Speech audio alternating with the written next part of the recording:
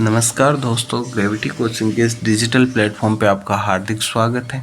अपन रीट पात्रता परीक्षा 2025 से रिलेटेड साइकोलॉजी के एमसीक्यू क्वेश्चंस को सोल्व कर रहे थे। अपन सतत और व्यापक मूल्यांकन वाले टॉपिक का एक वीडियो बनाया था, उसमें अपन ने 15 क्वेश्चंस को डिस्कस कर लिया था। आज आगे के क्वेश्चनों के साथ आप सबके सामने उपस्थित हूँ। अगला क्वेश्चन अपने पास 16 नंबर का क्वेश्चन है कि छात्रों में रटने की प्रवृत्ति को रोकने के लिए कौन से प्रश्न पूछे जाते हैं। यदि रटने की प्रवृत्ति को रोकना है तो कौन से प्रश्न पूछे जाएंगे? वस्तुनिष्ठ प्रश्न पूछे जाएंगे। वहाँ पे वो रट के जवाब नहीं दे सकता भाई। 4 ऑप्शन आएंगे तो उन 4 ऑप्शनों में से ही जवाब देना पड़ेगा, तो समझ के जवाब देना होगा। अगला क्वेश्चन देखो, 17 नंबर का क्वेश्चन अपने पास। उपचारात्मक शिक्षण की सफलता निर्भर करती है। उपचारात्मक शिक्षण की सफलता किस पर निर्भर करती है? समय और अवधि पे करती तो है, समस्याओं के कारणों की सही पहचान पे करती तो है, उपचारात्मक शिक्षण सामग्री पे करती तो है, भाषिक नियमों के ज्ञान पर करती तो है। तो चारों पे निर्भर करती है, लेकिन बेस्ट आंसर कौन सा होगा? समस्याओं के कारणों का सही पहचान। भाई सबसे पहले यदि अपन समस्याओं के कारणों की सही पहचान ही नहीं कर पाएंगे तो उस समस्या का निदान कैसे होगा अपने पास? तो इसका सही आंसर हो जाएगा बी वाले, समस्या के कारणों की सही पहचान करना। अगला क्वेश्चन अपने पास 18 नंबर का, मूल्यांकन का अर्थ है। मूल्यांकन का अर्थ क्या है? तो मूल्यांकन का अर्थ है अधिगम की कठिनाई और समस्या वाले क्षेत्रों का पता लगाना। मूल्यांकन का अर्थ क्या होगा? अधिगम की कठिनाई और समस्या वाले क्षेत्रों का पता लगाना। अगला क्वेश्चन अपने पास 19 नंबर का क्वेश्चन है कि वह प्रश्न जिसके उत्तर केवल हाँ या ना में से एक का चयन करना हो उन्हें वर्गीकृत किया जाता है। ऐसे प्रश्न जिसमें केवल हाँ या ना होते हैं वो प्रश्न कौन से होते हैं? वस्तुनिष्ठ प्रश्न होते हैं। तो इसका राइट आंसर ये हो जाएगा, वस्तुनिष्ठ प्रश्न। वस्तुनिष्ठ प्रश्न की सबसे बड़ी विशेषता क्या होती है? ये छोटा होता है क्या?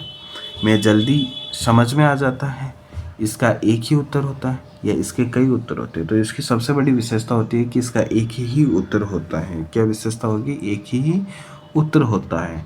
अगला क्वेश्चन अपने पास 31 नंबर का, एक विशिष्ट अधिगम अनुभव प्रदान करने के पश्चात अधिगम किस स्तर पर हुआ है, ये मापने हेतु कौन सा परीक्षण किया जाता है? तो ये मापने के लिए कौन सा परीक्षण, उसने कितनी उपलब्धि प्राप्त की, तो कौन सा परीक्षण होगा? उपलब्धि परीक्षण हो जाएगा। अगला क्वेश्चन देखो अपने पास 22 नंबर का क्वेश्चन है, उत्तम परीक्षा के प्रमुख गुण हैं। उत्तम परीक्षा के मुख्य रूप से कौन कौन से गुण होते हैं? फर्स्ट ऑप्शन वेद्यता होता है, दूसरा वस्तुनिष्ठता होता है, तीसरा विश्वसनीयता होता है, चौथा उपरोक्त सभी। तो इसका राइट आंसर हो जाएगा उपरोक्त सभी। अगला क्वेश्चन अपने पास 23 नंबर का क्वेश्चन है कि उपलब्धि निर्भर करती है। उपलब्धि किस पे निर्भर करती है? तो उपलब्धि योग्यता और प्रेरणा दोनों पे निर्भर करती है। यदि योग्यता होगी प्रेरणा नहीं होगी तो उपलब्धि नहीं होगी, और यदि केवल प्रेरणा है योग्यता नहीं है तो भी उपलब्धि नहीं होगी। तो ये क्या करती है? दोनों पे निर्भर करती है। 24 नंबर का क्वेश्चन है अपने पास, उपलब्धि परीक्षण का प्रमुख प्रयोग होता है। भाई उपलब्धि परीक्षण का सबसे ज़्यादा उपयोग कब होता है? अधिगम उत्पाद जांच में होता है, शैक्षणिक मार्गदर्शन में होता है, उपचारात्मक शिक्षण में होता है। तो इसका राइट आंसर हो जाएगा डी नंबर, उपरोक्त सभी। इन तीनों चीज़ों में उपलब्धि परीक्षण का क्या होता है? प्रमुख रूप से उपयोग होता है। अगला क्वेश्चन देखो 25 नंबर का क्वेश्चन है कि उपलब्धि परीक्षण भाग है। उपलब्धि परीक्षण किसका भाग है? तो ये भाग किसका है? मनोविज्ञान का। मनोविज्ञान में पढ़ रहे अपन तो भाग भी किसका होगा? मनोविज्ञान का ही भाग होगा। अगला क्वेश्चन देखो, उपलब्धि परीक्षण का प्रमुख उपयोग होना चाहिए। भाई उपलब्धि परीक्षण का सबसे ज़्यादा उपयोग कहाँ होना चाहिए? तो छात्रों के मूल्यांकन में उपलब्धि परीक्षण का क्या होना चाहिए? उपयोग होना चाहिए, क्योंकि छात्रों का मूल्यांकन करेंगे तो अपन को ये पता चलना चाहिए कि भाई छात्र ने कितना सीखा, कितनी उपलब्धि उसने ग्रहण की। अगला क्वेश्चन अपने पास 27 नंबर का क्वेश्चन है कि मानकीकृत परीक्षण का अर्थ है। मानकीकृत परीक्षण का अर्थ क्या होता है?